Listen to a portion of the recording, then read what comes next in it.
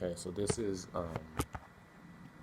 little short story I've been writing. No, it's not really a short story. This is just some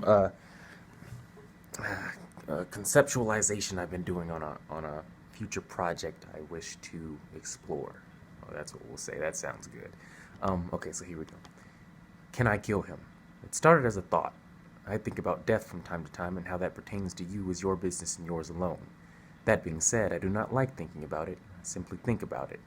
The way I operate and govern my existence is by understanding that my thoughts affect me and only me. So when I saw that man in the cage about to have his life taken from him, I jumped at the opportunity.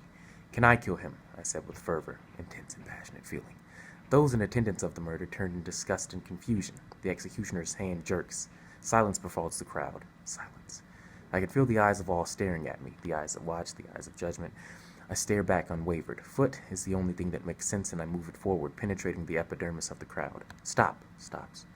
The eyes turn to the executioner. Stepping down into the crowd, he moves with fluidity, pushing through the crowd while not disturbing its integrity. It is at this point the him in question realizes the delay in his demise. I have prepared myself for death. I know I am to die. What's going on? The him in question squirms in his chair. The executioner speeds up to the cage before the hymn can wake up any further and rams it, vibrating the surrounding area. Distraction. Through distraction, I see opportunity. Can I kill him? I say again with ferocity. State or quality of being ferocious. Once again, all eyes on me, this time with reservation spewing from their souls. Now, why would you want to go and do a thing such as that? The executioner says. The executioner says this while facing the cage, standing upright like a flag, waving a symbol of authority and dominion. Without thought, because he is to die, I say. The executioner chuckles and smirks, flashing a gold-fanged tooth. And what qualifies you for such a task? Opposition. A question that, in the form of a hornet, stinging my ego. What's the prerequisite for murder? I ask the executioner. Unfazed responds with, well, for one, I have this warrant. He flashes a warrant. You see, we have laws here. Laws that I would like to uphold, young man. Now, I appreciate your enthusiasm, but your services will not be needed, he gripes. Not finished. I respond with, do you know that man? The eyes turn. Their gazes sear holes through the glass, piercing the man's epidermis. He squirms again, this time left to his own devices. Do I know this man? Heavens know this man. I do not, he says, grinning.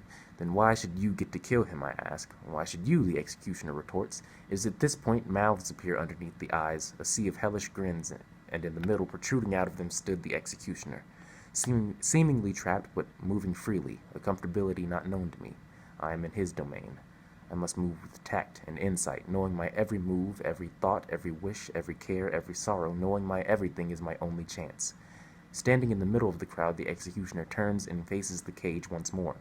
He has GGG emblazoned on the back of his head. He laughs. Young man, do you know why you've come today? To watch a man be murdered, I reply. Wrong. See, you've come here today to watch justice prevail, just as we all have. However, I have come to carry out said justice. Nothing brings my heart more joy than punishing the misdeeds of the wicked. How do you know this man is wicked? I need not know the morality of this man. I am no judge, nor am I jury. I am the executioner. As he says this, the mouths hiss and jeer. Mist arises from their pores, and their eyes glow with a blinding red light emanating from an internal hatred that has festered within them from before they were even thought of. Your outburst, while entertaining, only prolonged my existence in this dreck. Now, if you will excuse me, I have a responsibility to see to. In a rage, I shout, kill me too. The executioner stops in his tracks. In unison, the crowd, including the executioner, turn and stare directly at me. I feel my heartbeat in a peculiar rhythm, as if it too were being held in question. That's as far as I've got with the story. But the character, the him in question that I've been referring to, he's gonna say something like this towards the end. One could say that we are already dead by the time we are born. An argument could be made that we are given life only so that we can die. Some of us are cursed with this knowledge. The curse of knowing one's own mortality is a burden many men cannot handle. Many men choose to fill their lives with a purpose beyond themselves, believing that a life worth living is one filled with accomplishments and accolades.